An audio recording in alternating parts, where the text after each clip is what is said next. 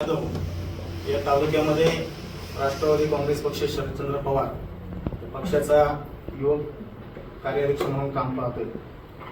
खरं तर लहानपणी आपण सर्वांना शाळेमध्ये शिकवलं जायचं की भारत हा कृषीप्रधान देश आहे. या देशाची 72% लोकसंख्या ही शेतीच्या क्षेत्रावरती अवलंबून आहे. शेतकरी हा जगाचा बाप आहे. शेतकरी हा जगाचा पोशिंदा आहे आणि हा शेतकरी अर्थव्यवस्थेतला महत्वाचा केंद्रबिंदू आहे. आणि मग ज्या वेळी या केंद्रबिंदूवरती हल्ला होतो, ज्या वेळी या शेतकऱ्यावर अन्याय होतो, त्यावेळी त्या अन्यायाला वाचा फोडण्याचं काम जर निकम साहेबांच्या सारखा एक शेतकरी पुत्र करत असेल तर इतर लोकांच्या पोटात दुखण्याचं कारण काय, हा माझा प्रश्न आहे. आणि म्हणून परवा जी प्रभूजी बांगर यांनी जी पत्रकार परिषद घेतली आणि त्याच्या माध्यमातून त्यांनी निकम साहेबांवरती जे आरोप केले त्या आरोपांचं खंडन करण्याच्या करता किंवा त्याला प्रत्युत्तर देण्याच्या करता एक कार्यकर्ता या पक्षातला म्हणून ही आमची जबाबदारी आहे. आणि म्हणून आपण ही प्रेस आज या निमित्ताने घेतोय. विषय 1 नंबर 1 की त्यांनी एक आरोप करताना खरं तर या ज्या पत्रकार परिषदा होत आहेत याचा मुख्य विषय हा दूध भेसळीचा त्या ठिकाणी आहे. परंतु वेगवेगळ्या नेत्यांच्या माध्यमातून, विरोधकांच्या माध्यमातून सातत्यानं हा विषय बाजूला ठेवून व्यक्तिगत चारित्र्यहनन किंवा व्यक्तिगत बदनामी त्या ठिकाणी नेत्यांची केली जाते. आणि म्हणून खरं तर त्याच्यावर प्रकाश टाकण्याच्या करता आपण आज या ठिकाणी उपस्थित झालेलो आहोत.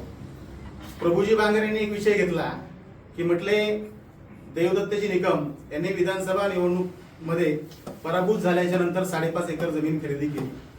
अगदी खरं आहे.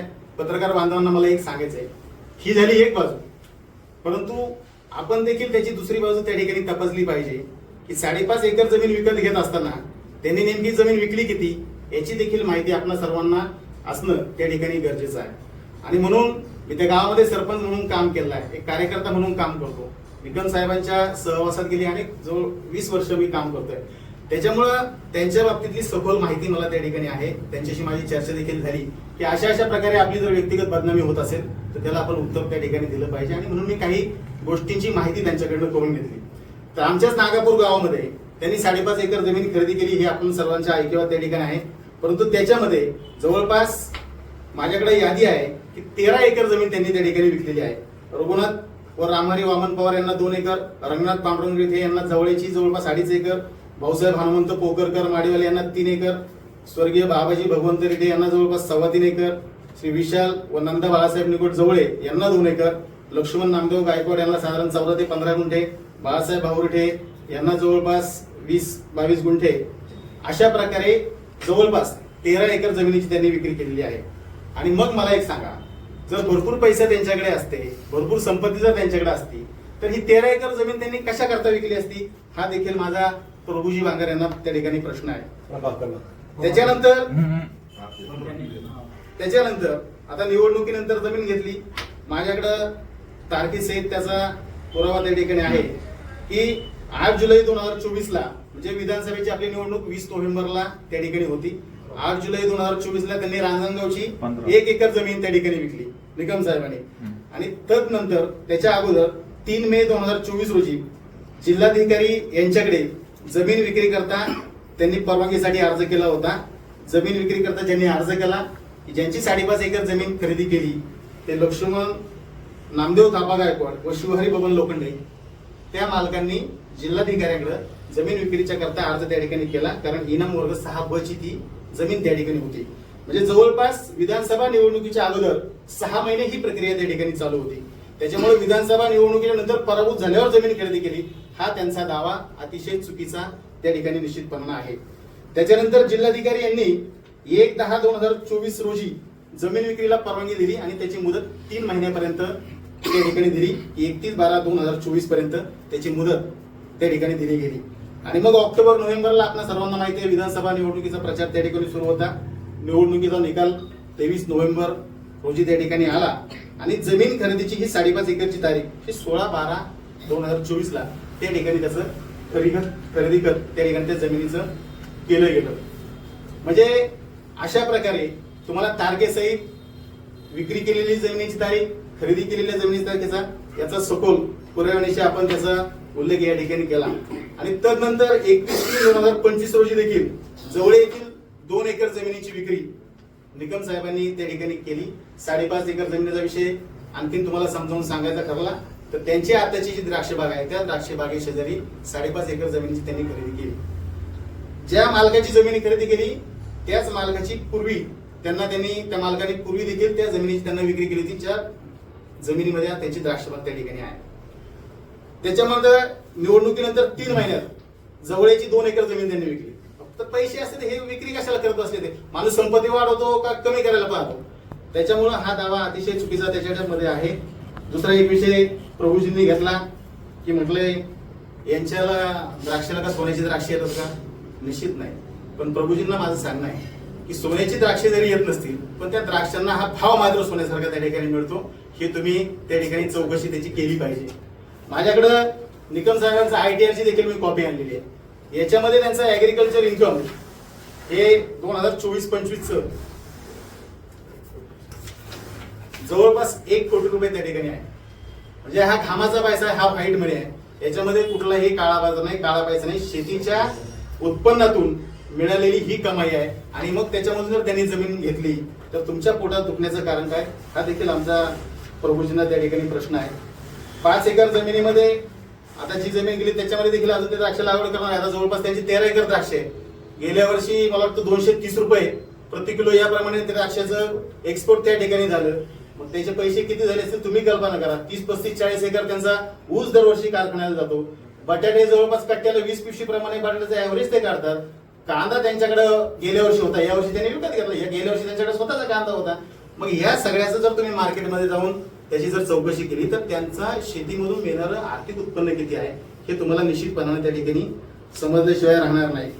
आता प्रभूजींना दुसरं एक सांगायचं आहे की आज तुम्हाला त्यांचं का त्यांच्याविषयी पोटात दुखायला आम्हाला खरं तर माहित नाही, परंतु आज तुम्ही ज्या गाडीतून फिरताय कदाचित त्या गाडीचे 4 टायर आणि स्टेपनी देखील कदाचित त्यांच्या पैशाची असू शकते. हे देखील मला आपल्याला सांगायचं आहे. आणि तसं जर नसेल तर 20 फेब्रुवारी 2024 ला चेक क्रमांक 7057 ने PDCC खात्यामधून आपल्याला निकम साहेबांच्याकडून किती रक्कम आपण काढली याचं उत्तर आपण त्यांना प्रश्न विचारावा आणि त्याचं उत्तर त्यांनीच त्या ठिकाणी द्यावं. नाही दिलं तर माझ्याकडे बँकेचं स्टेटमेंट देखील त्या ठिकाणी आहे. त्याच्यामुळं कोणी कोणावर किती उपकार केले हे सांगायची गरज त्या ठिकाणी नाही. हे सगळं आपल्याला त्या ठिकाणी माहिती आहे. विधानसभेच्या निवडणुकीच्या वेळेला देखील आमच्या पक्षाचे अध्यक्ष धोंडेभाऊ शेठ भोर यांच्याकडून तुम्ही किती पैसे घेऊन त्या ठिकाणी गेले हा देखील जाब आपण त्यांना त्या ठिकाणी विचारला पाहिजे. आता जाता जाता मला आपल्याला एकच गोष्ट या ठिकाणी सांगायची आहे की ज्या प्रभूजींना 2 ऑक्टोबर 2023 रोजी भर रस्त्यामुळे बडवलं गेलं, तुडवलं गेलं, त्यावेळेला निकम साहेबच तुमच्या बाजूने उभे राहिले. कदाचित हे तुम्ही आता विसरला असाल का त्याची तुम्हाला आठवण त्या ठिकाणी राहिली नाही.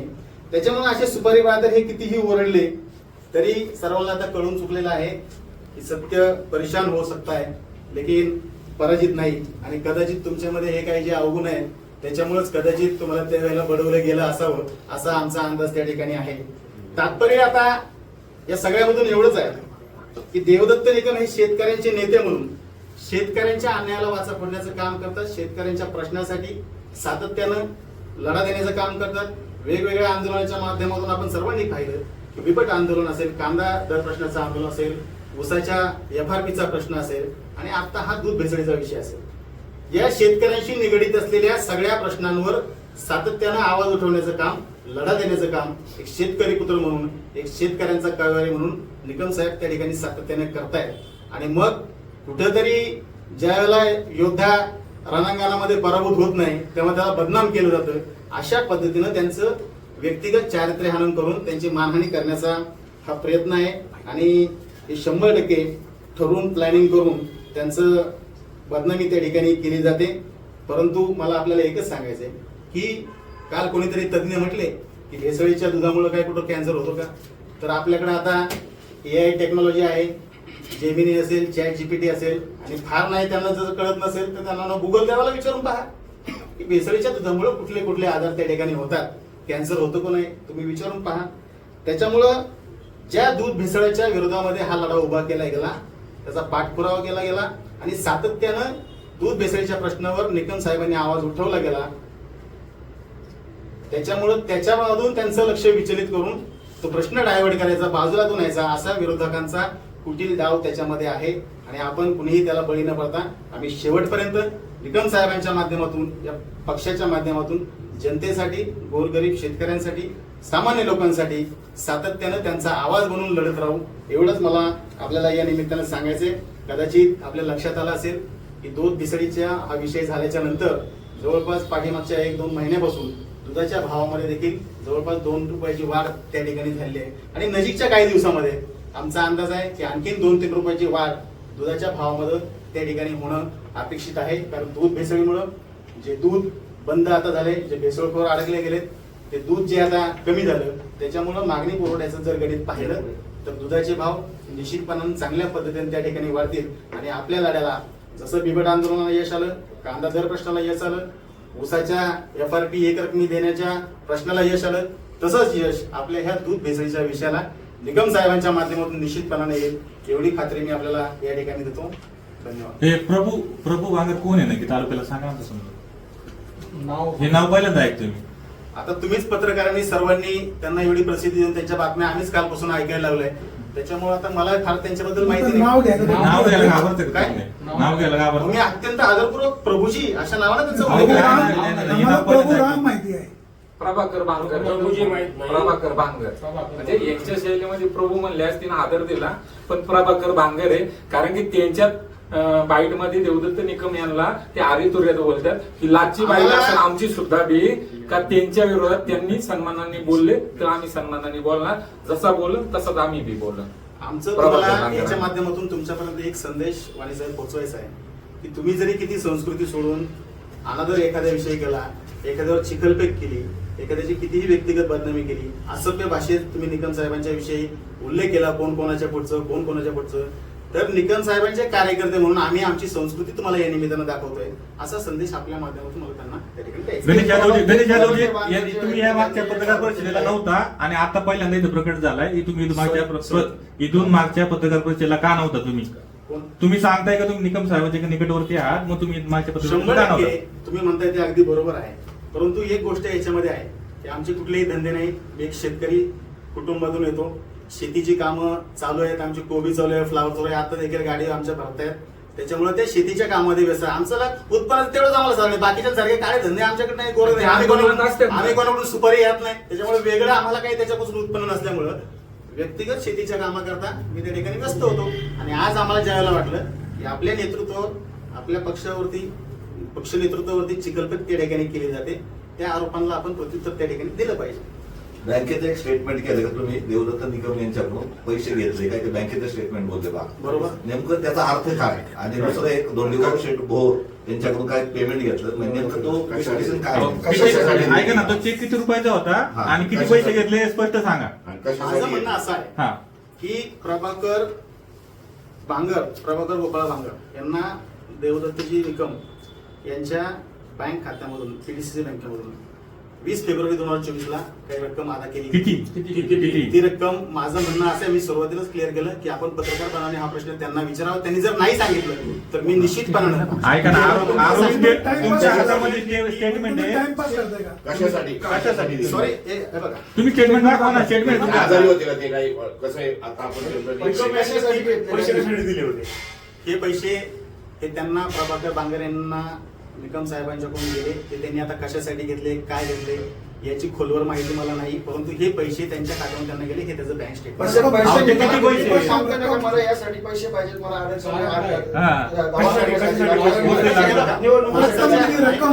माणसाच्या व्यक्तिगत जीवनामध्ये अनेक अडचणी असतात. आपण प्रत्येक वेळेला समजा तुला काय अडचण आहे, तू तुझं कारण सांग, हे आपण विचारत बसत नाही. ठीक आहे, माझ्याकडे पैसे आहेत, तुला मदतीची गरज आहे, मी मदत करतो. या भावनेने त्यांना ती मदत केली.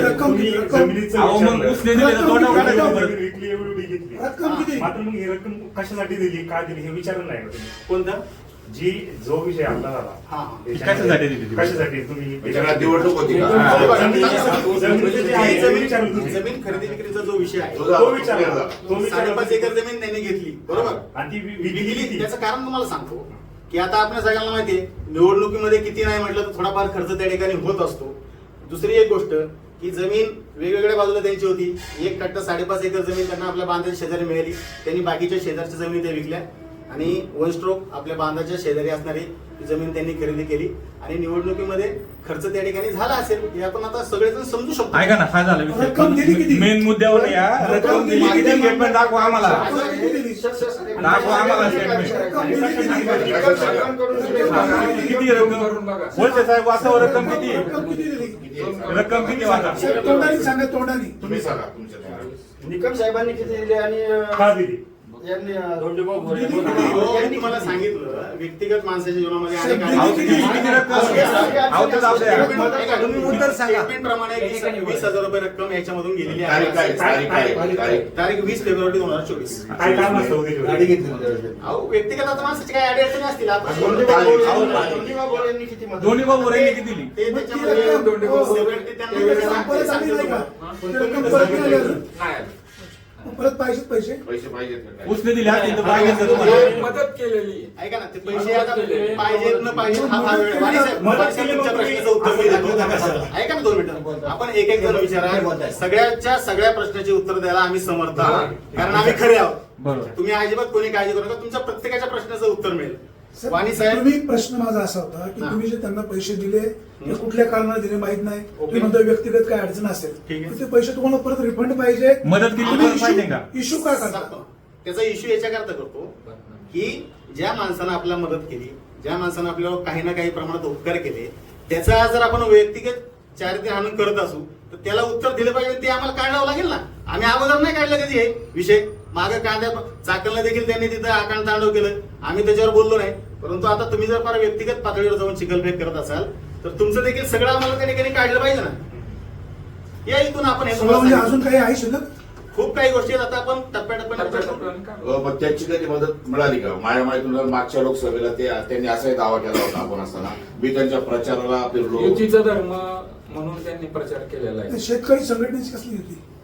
होती ना, केलेली तेव्हा त्यांनी. स्थानिक देवदत्त निकम यांना त्यांनी मदत केली होती ना. मदत केली.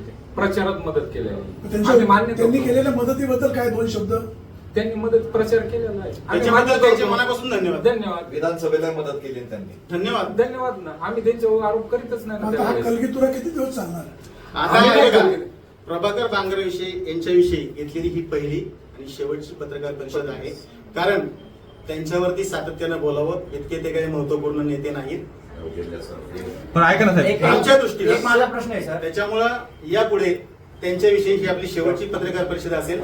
ते इथून पुढे काही बोलले कोणावरही बोलले तर त्याला आम्ही किंवा आमच्या पक्षातील कुठलाही पदाधिकारी त्याला उत्तर देण्यास बांधील नाही किंवा आम्ही ते देणार देखील नाही. कुठेतरी हा दूध भेसळ प्रकरण हा प्रश्न कुठेतरी डायव्हर्ट केला जातोय का काय सांगा? 100% मी माझं मगाशी मत मांडत असताना तेच तुम्हाला सांगितलं की देवदत्तजी निकम हे सातत्यानं शेतकऱ्यांच्या प्रश्नाविषयी लढत असताना दूध भेसळीचा जो मुद्दा त्यांनी उचलून दिला त्याचा जो पाठपुरावा ते करतायत त्याचा जो फॉलोअप ते घेत आहेत हे कदाचित समोरच्यांच्या पोटात दुखायला लागलंय की त्यांचं म्हणणं असं की वारंवार पत्रकार परिषद घेतात. का घेऊ नये त्यांनी शेतकऱ्यांच्या विषयी का लढू नये? मग तुम्हाला त्यांच्या त्या लोकांवर ज्यांनी भेसळ केली त्यांच्यावर तुम्हाला पांघरून घालायचंय का? असा त्याचा अर्थ आहे का? आहे, पण या वारंवार सगळ्यामध्ये दूध सर- भेसळीविषयी पत्रकार परिषदा घेतात आणि या तुम्हाला सगळ्यामध्ये त्या- तालुक्याची लेख- बंडामी होत चालली सर. एकच लेख एक होती 1-2 मिनिटं संपवतो. कोण आहे? तर मी येतो उत्तर ते द्यायला. जर वारंवार हे. पत्रकार परिषदा घेतात, थांबा, थांबा, थांबा. याचं जर तुमच्या पोटात पत्रकार साहेब दुखत असेल थांबा, थांबा. तर तुम्हाला दूध भेसळ करणाऱ्यांच्यावर पांघरून घालायचंय का?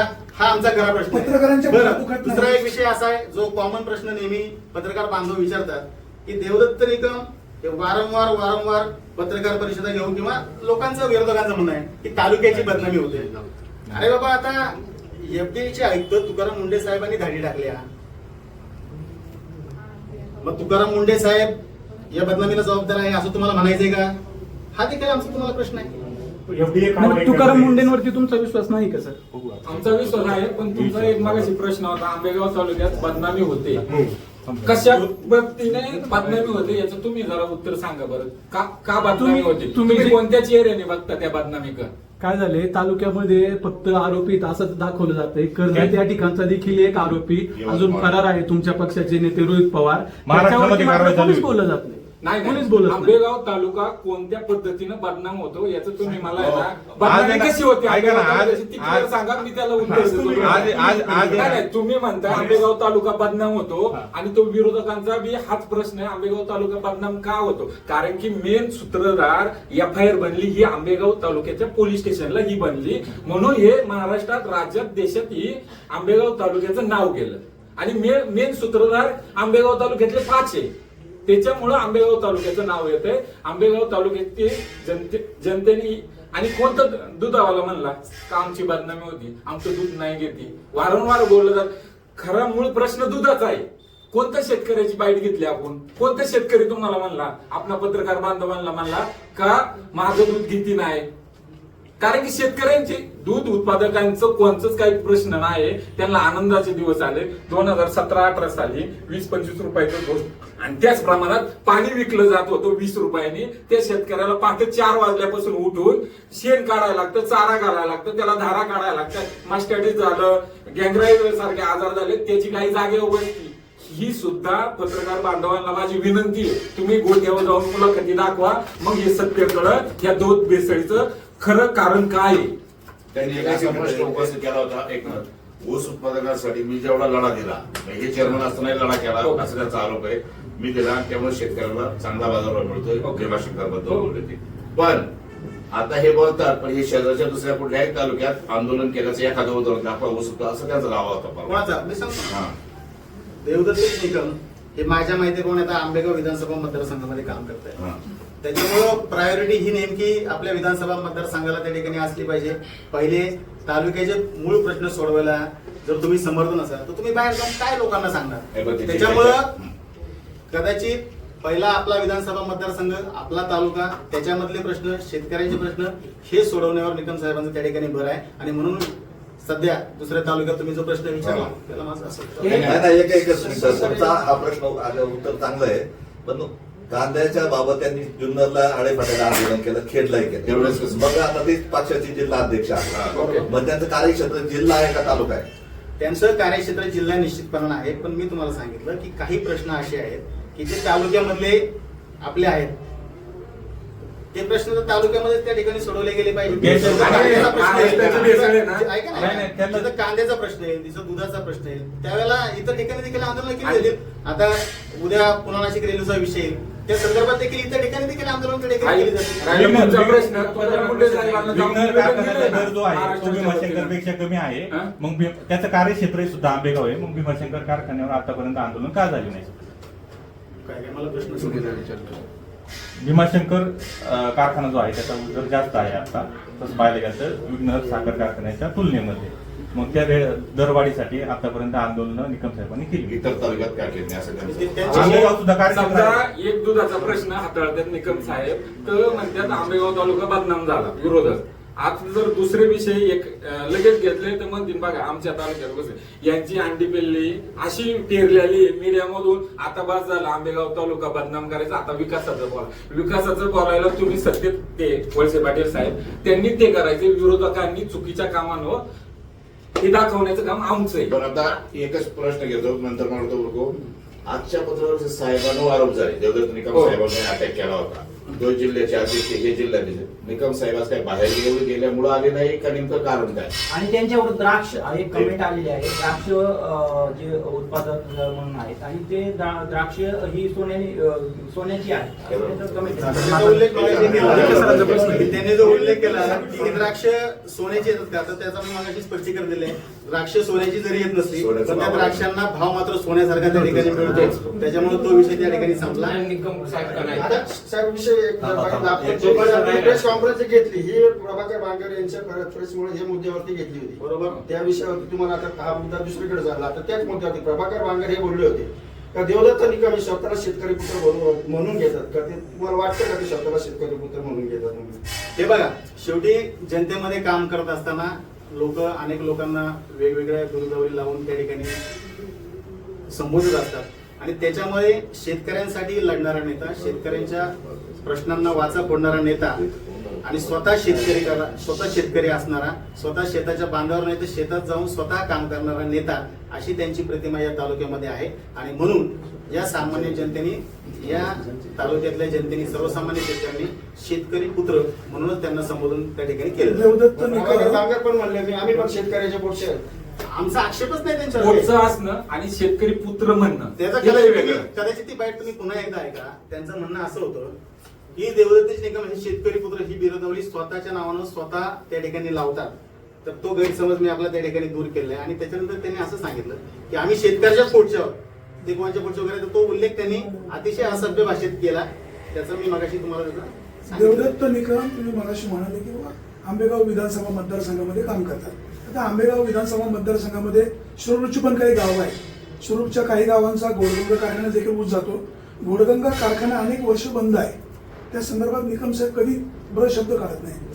हे बघा, आता सध्या भीमाशंकर सहकारी साखर कारखान्यामध्ये 10 वर्ष चेअरमन म्हणून त्यांनी कामकाज पाहिलेलं आहे. आज देखील ते विद्यमान संचालक म्हणून काम त्या ठिकाणी करतायत. आणि मग शेतकऱ्यांचा एक प्रतिनिधी या तालुक्यामधला, या मतदारसंघातला, आणि म्हणून सध्या तर म्हणजे हे व्यक्तिगत माझं असं मत आहे की त्यांचं लक्ष त्या तिथे केंद्रित असलं पाहिजे. आणि म्हणून त्या कारखान्याच्या संबंधित जे काही प्रश्न असतील त्याच्यावर आवाज उठवण्याचं काम शिरूर तालुक्यातली गावं काही आपल्या तालुक्यात आहे, मतदारसंघ आहे. आहेत ना. 100% काही गावांवर अन्याय होतो असं वाटत नाही. 100% तिकडचा जो अन्याय होतोय, तिथले जर काही संबंधित शेतकरी जर त्यांनी निकम साहेबांशी संपर्क साधला तर त्यांच्या देखील अडचणी दूर करण्याकरता ते उभे राहतात. गणेश यादव साहेब, आज तुम्ही म्हणताय का तुम्ही एकदम निकम साहेबांच्या एकदम निकटवर्ती आहात, जवळ आहात. त्यांनी कुठं जमीन घेतली, कुठं विकली, हे सगळं तुमच्याकडे आहे, हे आम्हाला माहिती त्यांच्याकडे हा, ही सगळी माहिती तुम्हाला आहे, हे आम्ही मान्य करतो. आता आमच्या तालुक्याला असं जाणून घ्यायचं आहे की निकम साहेबांची वडिलोपार्जित जमीन किती होती 20 वर्षापूर्वी, आता त्यांची जमीन किती, तेवढी आमच्या तालुक्याला सांगा. आता माझं वय जेमतेम 43-44 वर्षाचं साधारण त्या ठिकाणी आहे. आता माझ्या आम्ही मान्य करतो द्राक्ष बागायतरी इन्कम झाली, कष्टातून उभी राहिली, पण आता किती तेवढी सांगा. कोणती आता ते पूर्ण जमीन किती याची माहिती मी घेतली नाही, पण घेऊन तुम्हाला मी निश्चितपणे एकत्रित सांगेन. कुटुंब आहे, मोठं कुटुंब आहे. कुटुंबाची तुम्हाला सांगा. अख्ख्या कुटुंबाची पाहिजे का सगळ्या कुटुंबाची सांगा. वडिलो निकम साहेबांची मी असं पाहिजे. म्हणलं वडिलोपार्जित म्हणजे पूर्ण कुटुंब आलं, हा? पूर्ण कुटुंब आलं. नाही, काही ऐका, मी फक्त आपला मुद्दा दाखवतो. बाजूला जातोय. ऐका ना, आपली प्रेस प्रभाकर बांगर यांनी केलेल्या आरोपांना प्रत्युत्तर देण्याची होती. त्याच्या संदर्भात जेवढी माहिती संकलित करण्याची गरज होती तेवढी आपण केलेली आहे. आता त्यांच्या कुटुंबातली जमीन जुनी वडिलोपार्जित किती होती, हा. आता किती झाली याची मी माहिती घेतलेली नाही. परंतु तुम्हाला जर त्याची आवश्यकता असेल हा. तर त्यांना विचारून पूर्ण तुम्ही- माहिती घेऊन पण माझ्या मी- जमीन किती हे दाखवतील, पुढल्या पत्रकार परिषदेत दाखवतील. तुमचं म्हणणं आहे. दाखवतील. दाखवतील. देवदत्त निकम आणि यांनी- खरी गोष्ट आहे, ऐका, आता एवढं डिजिटल युग आहे, तुम्ही नाव टाकलं तर तर सातबारे प्रत्येकाचे उघड होतात. त्याच्यामध्ये काय वेगळं देवदत्त विचार निकम करता? साहेब वारंवार प्रेस घेताय, याचा जे दूध उत्पादन शेतकरी आहे त्यांना त्याचा फायदा होतोय का नक्की? प्रेस घेताय वारंवार, दुधाविषयी बोलताय. प्रेस घेतला तर फायदा होतो का? देवदत्तजी निकम हे वारंवार प्रेस घेतात. म्हणजे माझ्या माहितीप्रमाणे काहीतरी 2 प्रेस त्यांच्या झाल्या दूध भेसळीच्या संदर्भामध्ये, बरोबर. आता त्यांनी दूध भेसळीच्या विषयी वारंवार प्रेस घेणं म्हणजे ते प्रश्नाचा सातत्याने ते पाठपुरावा करतायत. पकडलेले त्याचा फायदा आरोपी- होतोय का शेतकऱ्यांना? 100% मी तुम्हाला सांगा, गेल्या महिनाभरापासून दुधाचा रेट हा जवळजवळ 40, 41, 42 रुपयापर्यंत त्या ठिकाणी पोहोचलेला आहे. दूध भेसळीमुळं जे दूध अतिरिक्त येत होतं ते बंद झाल्यामुळं दुधाची मागणी, पुरवठा त्या ठिकाणी कमी झाला. आणि निश्चित मग जे चांगलं दूध उत्पादित होणार आहे त्याला 100% भाव त्या ठिकाणी वाढलेला आहे. आणि नजीकच्या काळामध्ये देखील आणखीन 2 ते 3 रुपये भाव वाढीची अपेक्षा आपल्याला याच्यामध्ये आहे. एक लय महत्वाचा आरोप केलाय निकम साहेबांवर प्रभाकरने की एक बाजार समिती संबंधी असताना एका शिपाईने गायकवाड नावाची आत्महत्या केली, त्याला जबाबदार हे, तर मी एका महिलेला घेऊन पोलीस ठाण्यावर जाणार आहे, हा एक आरोप केलाय. दुसरा असं तुम्ही म्हणता हे जे आरोप केले त्यांनी खोटे केले, मग ह्या आरोपाबद्दल तुम्ही न्यायालयात त्यांच्या विरुद्ध कायदेशीर कारवाई करणार का? अशा माणसाच्या आता विषय त्याच्यामध्ये असा आहे वळसे पाटील हा. साहेब की आपण पहिला प्रश्न विचारला त्याचं उत्तर मी आपल्याला देऊ इच्छितो हा. की बाजार समितीमध्ये कुठल्या कामगारांनी काय आत्महत्या वगैरे केली त्याची माहिती आपण पत्रकार बांधव सगळे पोलीस स्टेशन जाऊन त्याचं रेकॉर्ड आपण तपासा. त्याच्यामध्ये काही तथ्य आढळलं तर आपण निकम साहेबांशी त्या संदर्भात बोलू शकता. ते तुम्हाला निश्चित जबाबदार आणि सविस्तर त्याचं उत्तर त्या ठिकाणी देतील. दुसरा आपला काय प्रश्न होता? कोर्टात जाणार. त्यांनी कोर्टात एवढा आरोप केला. आता स्वतः देवदत्तजी निकम साहेब यांनी पाठीमागच्या प्रेसमध्ये स्पष्ट केलेलं आहे की विरोधकांच्या विरोधामध्ये कोर्टामध्ये जाणं, त्याच्याकरता खर्च वगैरे करणं हे आपल्याला न परवडणार, आपल्या खिशाला न झटणार आहे. त्याच्यामुळे त्यांच्या विरोधात कोर्टात जाण्याचा काही प्रश्न तुम्ही कडे मगाशी मध्ये प्रभाकर भांगर अशा माणसांच्या नक्की कशा म्हणजे काय त्यांना विषय होता? ते म्हणत असतील मी शेतकऱ्यांचा नेता म्हणून संबोधित असतील, त्यांना बोलण्याची जर पद्धत नसेल, आरे तुर्यात बोलत असतील, खालच्या पातळीत बोलत असतील, तर मग ते शेतकरी नेते नसतील. त्याच्यामुळे मी हे बोललेलं माझं वक्तव्य आहे त्यांच्याबद्दल. चालेल.